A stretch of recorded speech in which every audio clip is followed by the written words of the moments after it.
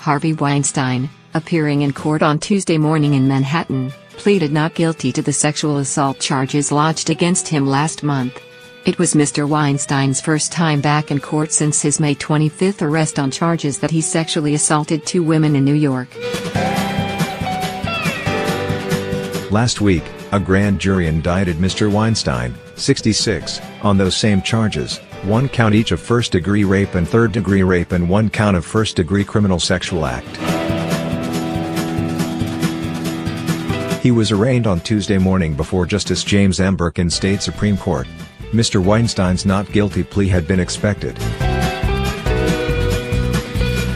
Through his lawyer, the disgraced movie producer has steadfastly denied he forced any of the dozens of women who have accused him of sexual misconduct to have sex with him, and his lawyer, Benjamin Brafman, has said the 2 sexual encounters described in the indictment handed up last week were also consensual. Once one of the most powerful and admired producers in Hollywood, Mr. Weinstein has had a steep fall from grace in the last 7 months since the New York Times and The New Yorker published exposes in which numerous women accused him of luring them to hotel rooms, ostensibly to talk business, then making unwanted sexual advances. The stories, which won a Pulitzer Prize, became a catalyst for the #MeToo movement and prompted a cascade of revelations about other successful men who have abused their power to sexually harass women in the worlds of media, the arts, sports, haute cuisine and entertainment.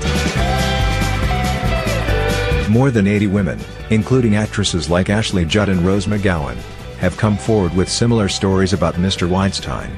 Some accused him of using physical force to compel them to have sex.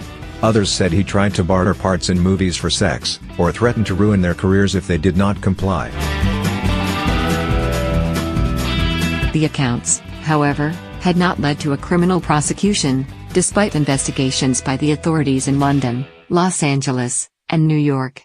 2 weeks ago, the Manhattan District Attorney, Cyrus R. Vance Jr., became the first prosecutor to determine he had enough evidence to arrest Mr. Weinstein in connection with 2 incidents. The grand jury that handed up the indictment on Wednesday is still hearing evidence from witnesses and could add charges. Prosecutors are also digging into the books of Mr. Weinstein's companies, searching for evidence of financial crimes. Investigators continue to interview women who have said Mr. Weinstein forced them to have sex with him. On Monday, for instance, prosecutors met with Melissa Thompson, an entrepreneur who asserted in a lawsuit filed on Friday that Mr. Weinstein overpowered her and raped her during what was supposed to be a sales pitch at the Tribeca Grand Hotel in September 2011, according to a person with knowledge of the meeting who spoke on condition of anonymity to discuss an open investigation.